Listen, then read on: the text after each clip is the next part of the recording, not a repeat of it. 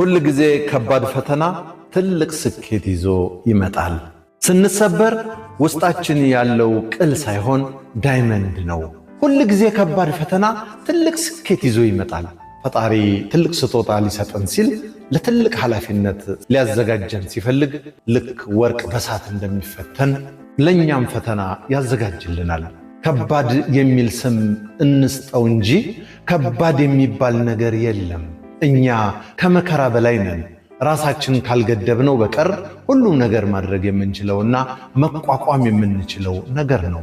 ጉዳዩ የማስተዋል፣ የጥበብ፣ የእውቀት፣ የትዕግስትና የፍቅር ማጣት ጉዳይ ካልሆነ በቀር ፈጣሪ የማንችለውን ፈተና ለማንም አይሰጥም።